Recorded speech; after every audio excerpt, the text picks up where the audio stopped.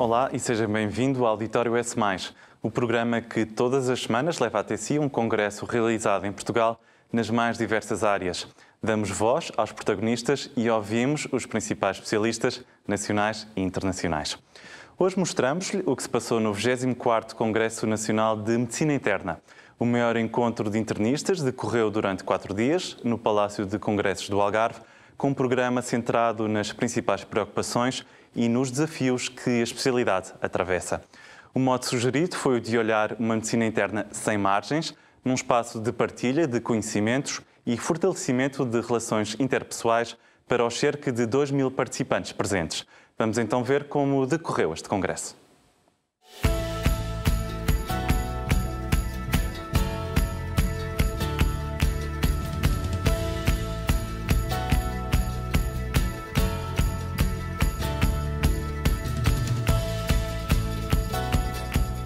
De 31 de maio a 3 de junho, todos os caminhos foram dar ao Palácio de Congressos do Algarve, que abriu portas ao maior encontro de internistas em Portugal. O 24º Congresso Nacional de Medicina Interna respondeu à curiosidade e às descobertas inerentes a todo o processo formativo de uma medicina interna dinâmica, nova, sem margens e limites.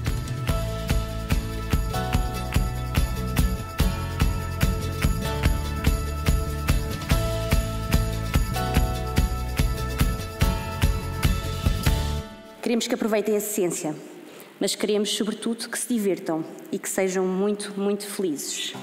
4 dias com um programa repleto de temas e, como diz o mote, sem margens, para aquela que é, segundo Estevão de Pape, presidente deste congresso, a grande especialidade que comanda o hospital.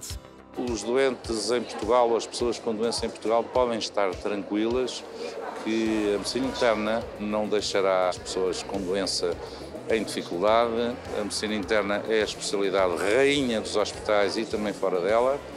E um mote importante, que é a presença neste congresso de muitos médicos de medicina geral e familiar, ou seja, que se agregaram também à temática, ou seja, a fronteira abriu-se mesmo, independentemente de outros colegas de outras especialidades, mas a medicina geral e familiar, que germina muito connosco, muitos doentes, teve presença muito ativa, quer em participantes, quer até no próprio presidente da Associação dos Médicos de Medicina Geral e Familiar, o que muito nos satisfaz. Penso que este congresso é um sucesso, tem uma marca muito importante, que é a preocupação com a atualidade, a preocupação com a motivação para o dia-a-dia, não virando costas às urgências, ao doente internado, ao doente fora do hospital, e a motivação e a preocupação social que Portugal está neste momento a viver, e os internistas estão com isto na mão e vão abraçar também esta causa, isto numa área de novidade e numa área de atualização científica.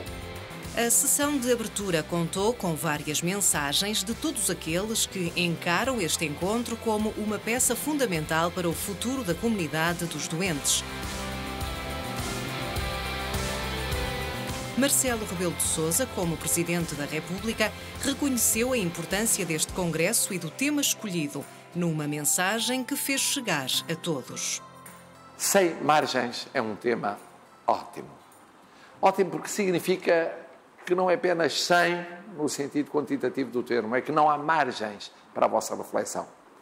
Refletir sobre a vossa missão, que é mais do que uma profissão ou uma vocação, é refletir sobre a sociedade que somos, as sociedades envolventes, a economia, as finanças, a evolução cultural, incluindo a cultura cívica, aquilo que é a realidade demográfica, a morbilidade, aquilo que é a componente psicológica e sociológica, tudo isso, que se reflete, obviamente, no Sistema Nacional de Saúde e, em particular, no Serviço Nacional de Saúde.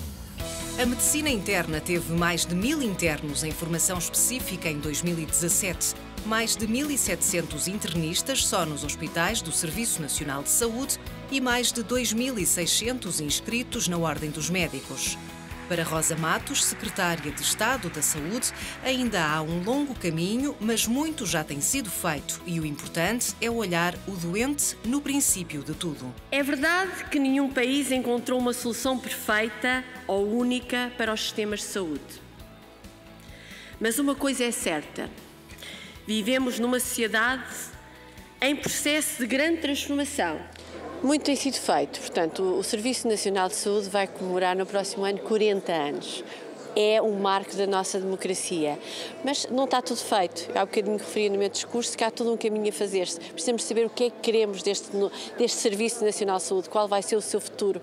E, por isso, estamos a discuti-lo neste momento também, qual é o caminho. Eu penso que, neste momento, o caminho passa muito, como já referi na primeira pergunta que me fiz, pela integração de cuidados. O doente, que há tanto tempo se fala no centro do sistema, eu diria que o doente no princípio de tudo. O doente no princípio de tudo, portanto, o doente como o importante, e à volta dele tem que circular esta rede de cuidados. Aí é que é importante cada vez mais investirmos. Portanto, eu penso que é este o caminho que temos que percorrer, e daí falarmos no SNS mais proximidade, onde o percurso da pessoa, onde o percurso do doente tem que ser visto no seu todo. O doente no seu todo como pessoa e não apenas a sua doença. Quando falamos desta especialidade, falamos também de um capítulo na história da saúde em Portugal e que Armando Porto acompanhou bem de perto. No final dos anos 70, era eu responsável por ensino, investigação e assistência de medicina interna num grande hospital universitário. E por isso considerei oportuno escrever um artigo em que exprimi o que considero ser internista. A atribuição hoje do Prémio Nacional de Medicina Interna ao professor Armando Porto, mais do que distinguir o premiado, enobrece e prestigia a nossa sociedade e a medicina interna portuguesa que tanto lhe devem. Ao felicitá-lo neste momento de júbilo, cumpre-nos prometer-lhe que a geração atual saberá esforçar-se para ser digna do seu exemplo. Estamos certos que o cumprimento desta promessa será o prémio que mais satisfará o professor Armando Porto. Muito obrigado. Com 82 anos, recebeu o Prémio Nacional de Medicina Interna 2018 por ter contribuído para a divulgação, avanço científico e implementação da especialidade em Portugal, que o deixa muito orgulhoso. Claro que só posso sentir muito feliz, porque na primeira reunião estávamos 4 pessoas, 3 convidados e eu, em Coimbra. Depois conseguimos que entrassem 120, que tinham, enfim, condições estatutárias. Passados uns anos, quando tivemos o congresso, já era um número muito maior, e agora estamos à beira dos 3.000, que é uma coisa extraordinária, porque são todos médicos.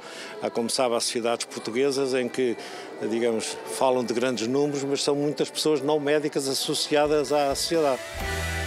Durante estes 2 anos de mandato, Luís Campos, presidente da Sociedade de Medicina Interna, a quando do Congresso, tentou envolver os internistas em diferentes áreas com um resultado de trabalho exemplar na prevenção das doenças.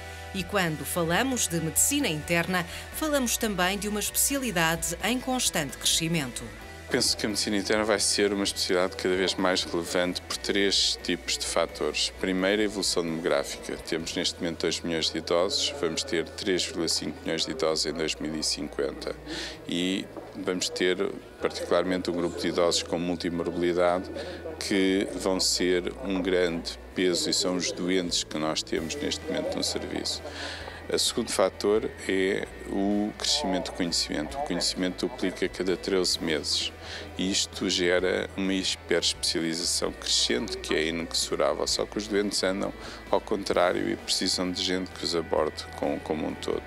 O terceiro são as ameaças à sustentabilidade do sistema, principalmente induzidas pelo crescimento do preço dos medicamentos. Portanto, precisamos ter escolhas custo-efetivas.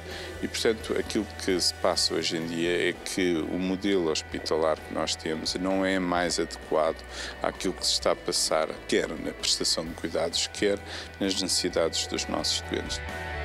As alternativas ao internamento convencional estiveram em debate com o objetivo de mudar o paradigma dos cuidados de saúde fora e dentro do hospital. Ana Gomes e Pedro Correia Azevedo falaram da hospitalização domiciliária, pioneira no Hospital Garcia de Horta desde 2015.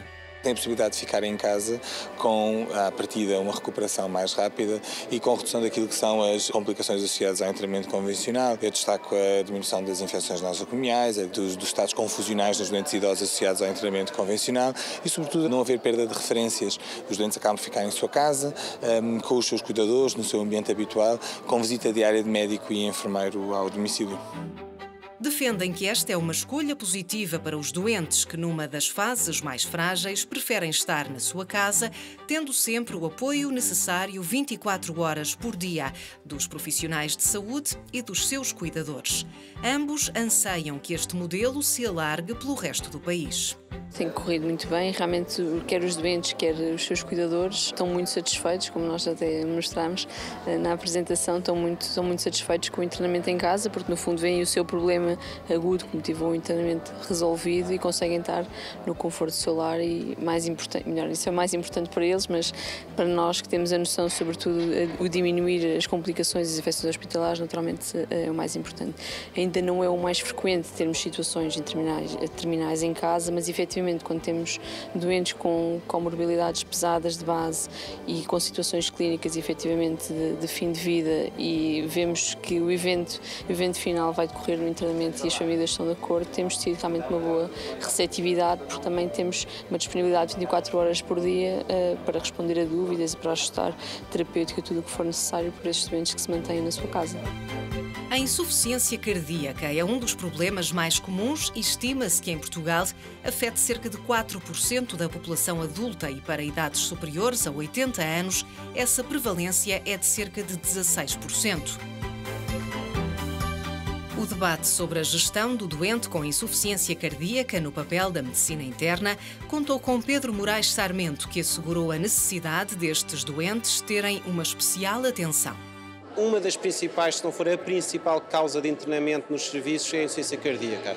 A insuficiência cardíaca é uma síndrome, pode ter muitas origens, desde infartos, hipertensão, diabetes, e os doentes são internados porque houve uma descompensação desta síndrome. O doente passou a estar sintomático de insuficiência cardíaca. Pode ter sido uma infecção urinária ou respiratória, mas é o facto da insuficiência cardíaca ter descompensado que faz com que o doente tenha que ficar internado.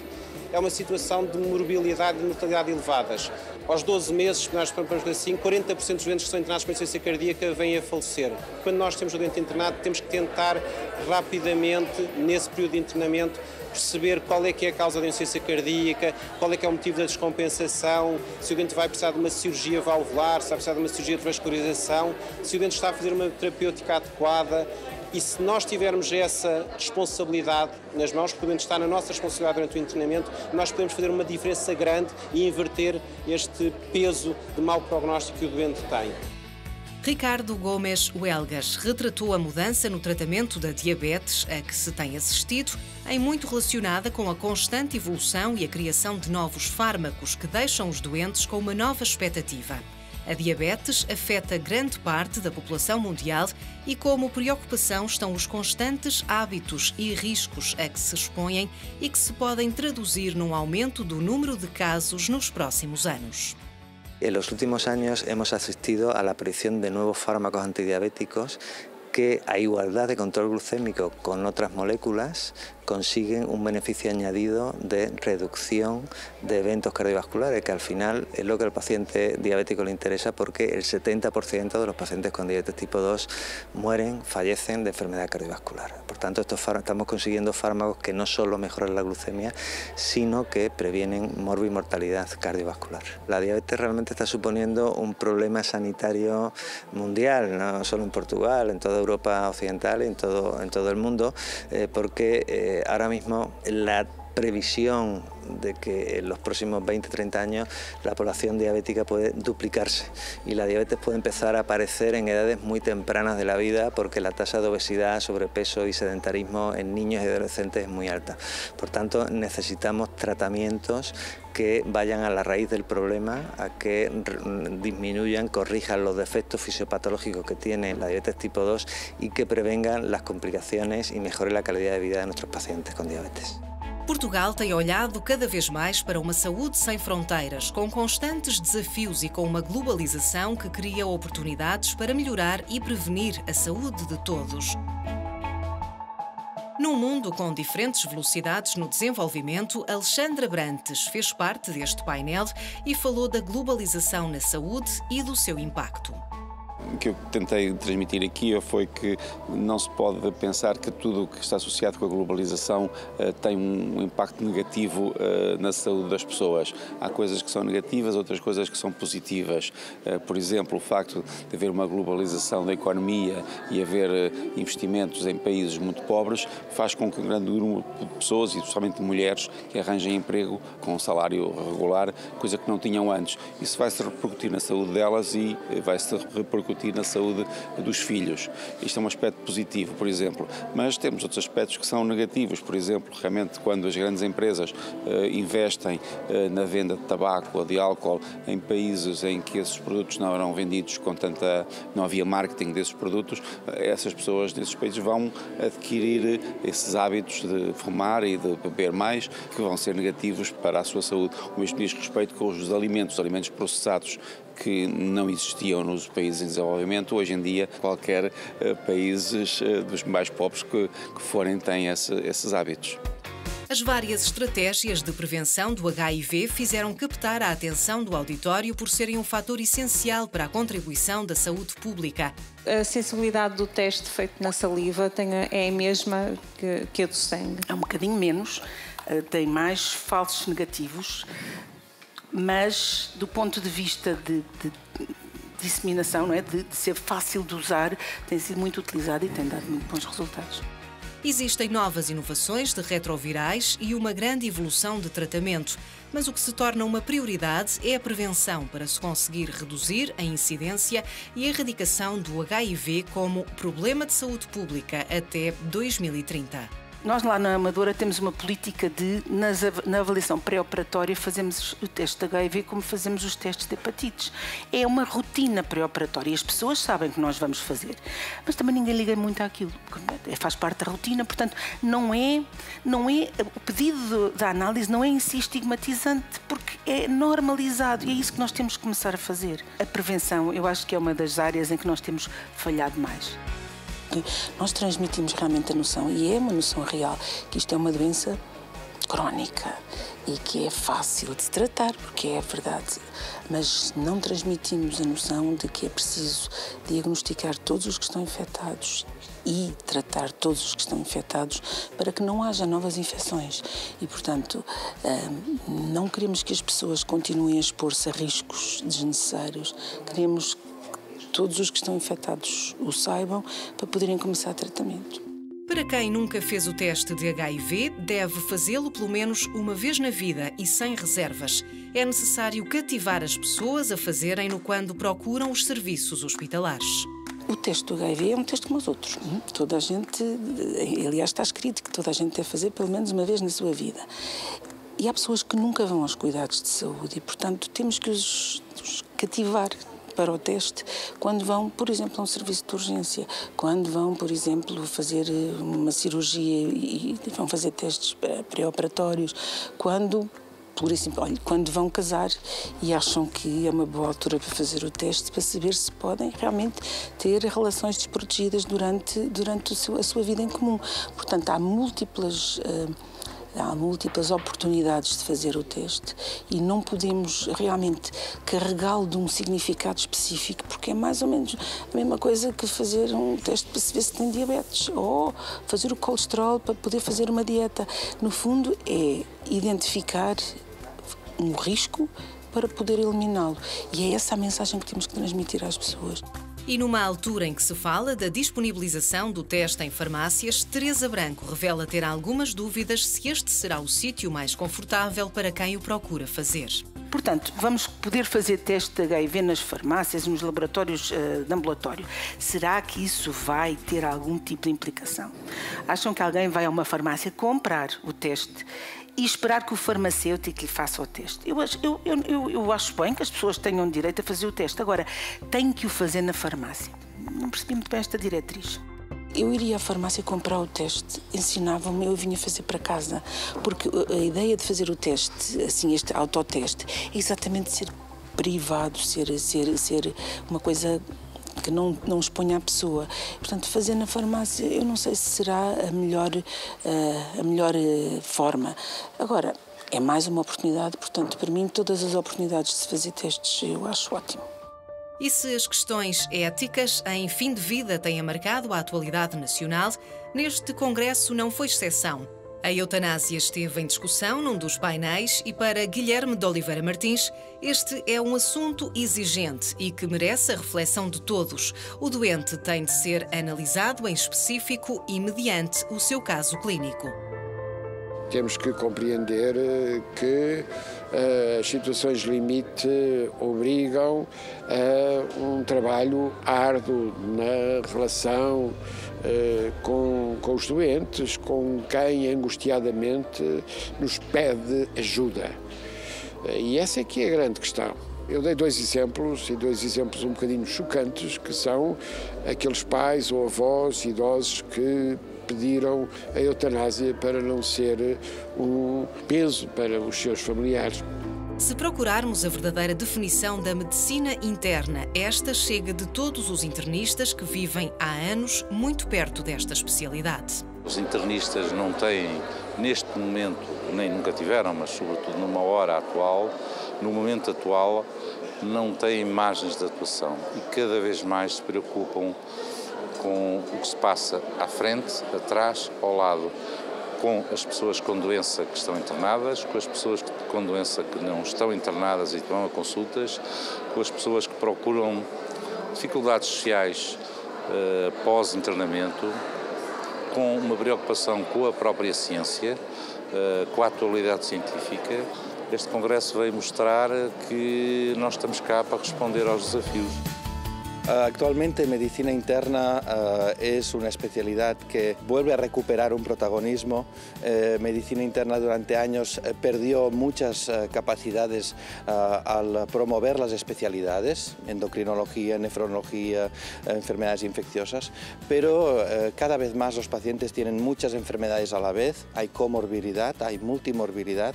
Hay envejecimiento y hay una necesidad de que haya otra vez un médico integral que vea todas las especialidades y también las condiciones sociales de los pacientes, y medicina interna en este sentido recupera un protagonismo muy importante y lo tendrá mucho más en el futuro. Gosto muito de medicina interna. Vim para a medicina interna exatamente porque gostava e 34 anos depois ainda não estou arrependida. Quero que a medicina interna assuma o seu papel. Acho que nós temos cada vez mais coisas para fazer, ao contrário do que as pessoas às vezes nos dizem, que a medicina interna está limitada. Não, eu acho que a medicina interna está cada vez mais ilimitada. Quem foi assíduo neste 24º Congresso garante que é e sempre será necessário reunir todos os colegas para partilhar, conviver e, sobretudo, adquirir conhecimentos para um futuro cada vez mais rigoroso. Eu venho aqui ao Congresso desde sempre. Venho porque é a principal reunião da medicina interna em Portugal, porque é sempre uma oportunidade de aprender coisas novas e encontrar colegas. Portanto, é por estes dois motivos, é a parte científica e a parte de contacto com os outros meus colegas do norte a sul do país. Uma das coisas mais importantes é acabar por nos encontrarmos. É também um momento para discutirmos algumas das dificuldades que temos no dia-a-dia e que acabam por ser transversais a todos os hospitais e todos os serviços. A segunda coisa, claro, é atualizarmos em termos científicos e voltarmos a discutir alguns assuntos e, sobretudo, para nós internos, é mais uma oportunidade de aprender. Mesas redondas, simpósios, 193 comunicações orais, apresentação de 91 pósteres, workshops e uma especial tarde do jovem internista fizeram parte do programa. Luís Campos fez um balanço positivo deste congresso no dia em que ocorreu a tomada de posse dos novos órgãos sociais da Sociedade Portuguesa de Medicina Interna. A equipa, comissão organizadora do Hospital Garcia da Horta, fez um bom trabalho. Estamos aqui quase 2.000 internistas e conseguiu selecionar tópicos, áreas, temas muito relevantes, encontrar bons speakers e, de facto, todas as sessões estiveram muito cheias. Portanto, é mais uma vez um sucesso.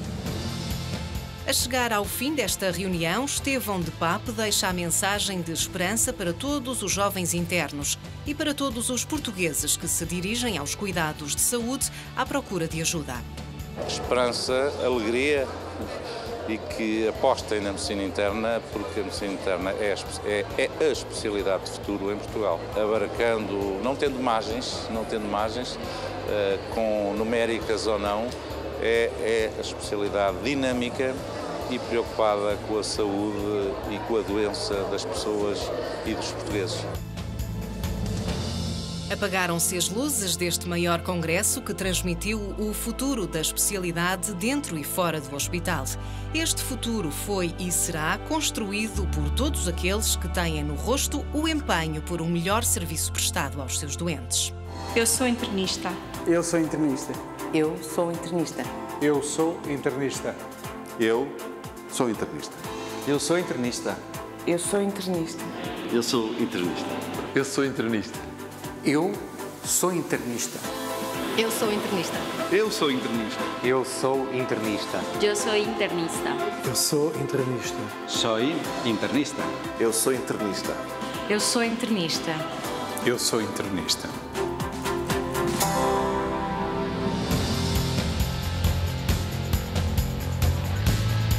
A troca de saberes, de expansão de horizontes e quebra de barreiras fez deste congresso uma grande viagem para a saúde em Portugal. E quem embarcou nela diz levar na bagagem todos os conhecimentos adquiridos para mais um novo ano de trabalho. Uma reportagem da Lígia Pinto. Esperamos então ter contribuído para um melhor esclarecimento nesta área da medicina interna. Quanto a si, voltamos para a semana com mais um Auditório S+, e mais um congresso realizado em Portugal nas mais diferentes áreas da medicina. Eu conto naturalmente consigo.